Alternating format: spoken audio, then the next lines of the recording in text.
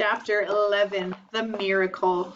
The next day was foggy. Everything on the farm was dripping wet. The grass looked like a magic carpet. The asparagus patch looked like a silver forest. On foggy mornings, Charlotte's Web was truly a thing of beauty. This morning, each thin strand was decorated with dozens of tiny beads of water. The web glistened in the light and made a pattern of loveliness and mystery, like a delicate veil. Even Lurvy, who wasn't particularly interested in beauty, noticed the web when he came for the pig's breakfast. He noted how clearly it showed up, and he noted how big and carefully built it was. And then he took another look, and he saw something that made him set his pail down. There, in the center of the web, woven neatly in block letters, was a message. It said, "Some pig."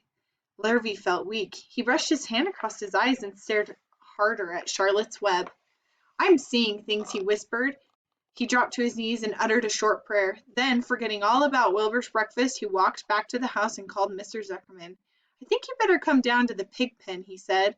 "What's the trouble?" asked Mr. Zuckerman. "Anything wrong with the pig?" "Not exactly," said Larry. "Come and see for yourself."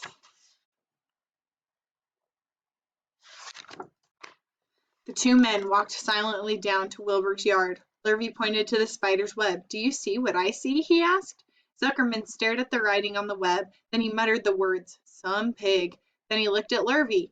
Then they both began to tremble. Charlotte, sleepy from her night's exertion, smiled as she watched. Wilbur came and stood directly under the web. "Some pig," muttered Lurvy in a low voice. "Some pig," whispered Mr. Zuckerman. They stared and stared for a long time at Wilbur. Then they stared at Charlotte. "You don't suppose that spider—" began Mr. Zuckerman, but he shook his head and didn't finish the sentence. Instead, he walked solemnly back up to the house and spoke to his wife. "Edith, come, something has happened," he said in a weak voice. He went into the living room and sat down, and Mrs. Zuckerman followed. "I've got something to tell you, Edith," he said. "You better sit down." Mrs. Zuckerman sank into a chair. She looked pale and frightened. "Edith," he said, trying to keep his voice steady, "I think you had best be told that we have a very unusual pig." A look of complete bewilderment came over Mrs. Zuckerman's face. "Homer Zuckerman, what in the world are you talking about?" she said. "This is a very serious thing, Edith," he replied. "Our pig is completely out of the ordinary." "What's unusual about the pig?" asked Mrs. Zuckerman, who was beginning to recover from her scare. "Well, I don't really know yet," said Mr. Zuckerman. "But I have received a sign, Edith, a mysterious sign. A miracle has happened on this farm. There is a large spider's web in the doorway of the barn cellar, right over the pig pen, and when Lurvy went to feed the pig this morning, he noticed the web because it was foggy. You know how a spider's web looks, very distinct in a fog. And right spank in the middle of the web there were the words, 'Some pig.' The words were woven right into the web. They were actually part of the web, Edith. I know because I have been down there and seen them. It says 'Some pig,' just as clear as can be. There can be no mistake about it. A miracle has happened, and a sign has occurred here on earth, right on our farm. We have no ordinary pig." "Well," said Mrs. Zuckerman, it seems to me you're a little off. It seems to me that we have no ordinary spider." "Oh, no," said Zuckerman. "It's the pig that's unusual. It says so, right there in the middle of the web." "Maybe so," said Mrs. Zuckerman. "Just the same, I intend to have a look at that spider." "It's just a common gray spider," said Zuckerman. They got up and together they walked down to Wilbur's yard. "You see, Edith, it's just a common gray spider."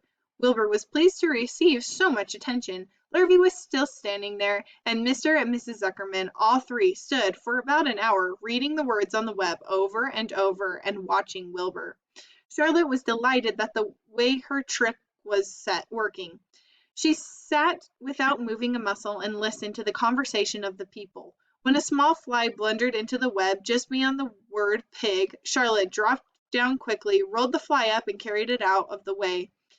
After a while the fog lifted, the web dried off, and the words didn't show up so plainly. The Zuckermans and Lurvy walked back to the house. Just before they left the pig pen, Mr. Zuckerman took one last look at Wilbur.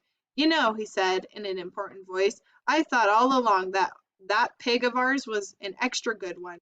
He's a solid pig. That pig is as solid as they come." You notice how solid he is around the shoulders, Lurvy? Sure, sure I do, said Lurvy. I've always noticed that pig. He's quite a pig. He's long and he's smooth, said Zuckerman. That's right, agreed Lurvy. He's as smooth as they come. He's some pig. When Zuckerman got back to the house, he took off his work clothes and put on his best suit. Then he got in his car and drove to the minister's house. He stayed for an hour and explained to the minister that a miracle had happened on the farm. So far, said Zuckerman, only 4 people on earth know about this miracle. Myself and my wife, Edith, my hired hand, Lurvy, and you. Don't tell anyone else, said the minister. We don't know what it means yet, but perhaps if I give thought to it, I can explain it in my sermon next Sunday. There can be no doubt that you have a most unusual pig. I intend to speak about it in my sermon, and point out the fact that this community has been visited with a wondrous animal. By the way, does the pig have a name? Why, yes, said Mr. Zuckerman. My little niece calls him Wilbur. She's a rather happy, odd child, full of notion. She raised the pig on a bottle. I bought him from her when he was a month old. He shook hands with the minister and left. Secrets are hard to keep. Long before Sunday came, the news spread all over the county. Everybody knew that a sign had appeared in a spider's web on the Zuckerman's place. Everyone knew that the Zuckermans had a wondrous pig. People came from miles around to look at Wilbur and to read the words on Charlotte's Web. Zuckerman's driveway was full of cars and trucks. From morning till night, Fords, Chevys, and Buicks, Roadmasters at GMC pickups and Plymouths, and Studebakers and Packard and De Sotos with Gyromic transmission, and Oldsmobiles with rocket engines, and Jeep station wagons and Pontiacs.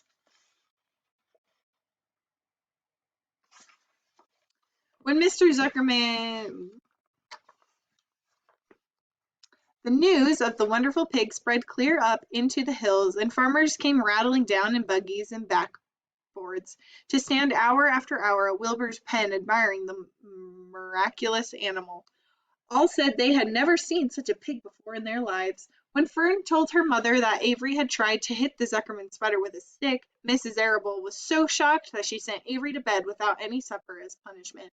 In the days that followed, Mr. Zuckerman was so busy entertaining visitors that he neglected his farm work. He wore his good clothes all the time now, got right into them when he got up in the morning. Mrs. Zuckerman prepared social meals for Wilbur. Special meals for Wilbur. Lurvy shaved and got a haircut, and his principal farm duty was to feed the pig while people looked on. Mr. Zuckerman ordered Lurvy to increase Wilbur's feeding from 3 meals a day to 4 meals a day. The Zuckermans were so busy with visitors they forgot about other things on the farm. The blackberries got ripe, and Mrs. Zuckerman failed to put up any blackberry jam. The corn needed hoeing, and Lurvy didn't find time to hoe it. On Sunday, the church was filled.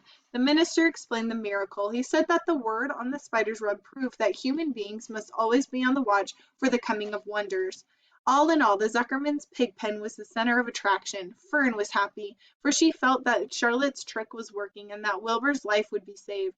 But she found that the barn was not nearly as pleasant. Too many people. She liked it better when she could be alone with her friends, the animals. Chapter 12. A Meeting. One evening, a few days after the writing had appeared in Charlotte's Web, the spider called a meeting of all the animals in the barn cellar. I shall begin by calling the roll.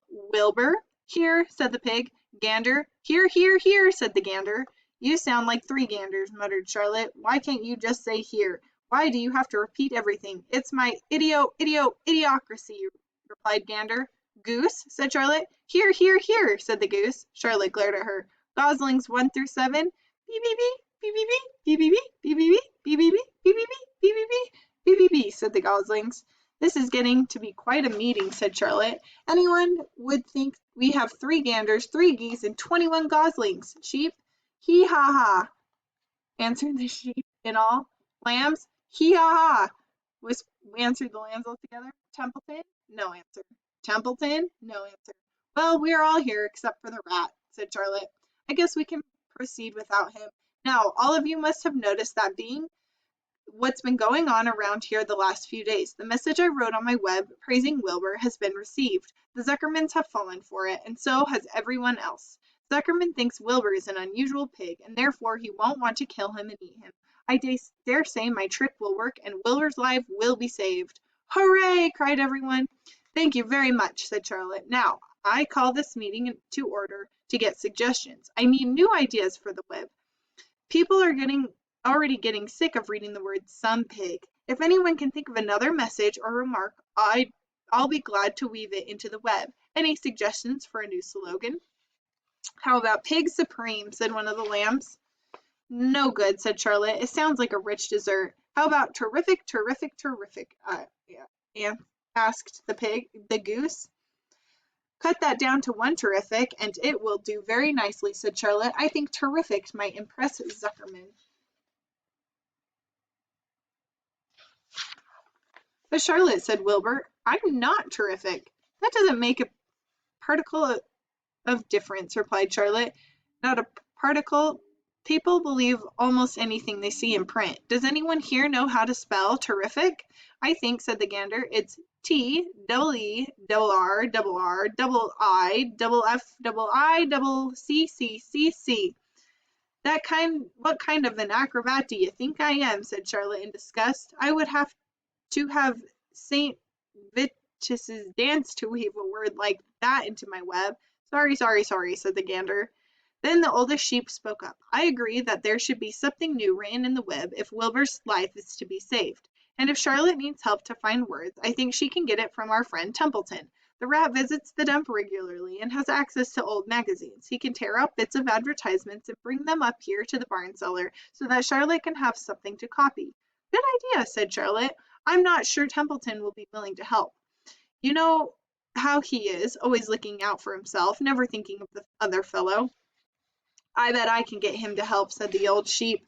I'll appeal to his baser instincts, of which he has plenty. Here he comes now. Everyone keep quiet while I put the matter up to him. The rat entered the barn the way he always did, creeping along close to the wall. What's up? He asked, seeing the animals assembled. We're holding a directors' meeting, replied the old sheep. Well, break it up, said Templeton. Meetings bore me. And the rat began to climb a rope that hung against the wall. Look, said the old sheep, next time you go to the dump, Templeton, bring back a clipping from the magazine. Charlotte needs new ideas so she can write messages in her web and save Wilbur's life. Let him die, said the rat. I should worry. You'll worry all right when next winter comes, said the sheep. You'll worry all right on a 0 morning next January when Wilbur is dead and nobody comes down here with a nice pail of warm slop to pour into the trough. Wilbur's leftover food is your chief source of supply, Templeton. You know that. Wilbur's food is your food. Therefore, Wilbur's destiny and your destiny are closely linked. If Wilbur is killed and his trough stands empty day after day, you'll grow so thin we can look right through your stomach and see objects on the other side. Templeton's whiskers quivered. Maybe you're right, he said gruff. I'll make a trip to the dump tomorrow afternoon. I'll bring back a magazine clipping if I can find one. Thanks, said Charlotte. The meeting is now adjourned. I have a busy evening ahead of me. I've got to tear my web apart and write terrific. Wilbur blushed. But I'm not terrific, Charlotte. I'm just about average for a pig. You're terrific as far as I'm concerned, replied Charlotte sweetly, and that's what counts. You're my best friend, and I think you're sensational. Now stop arguing and go get some sleep.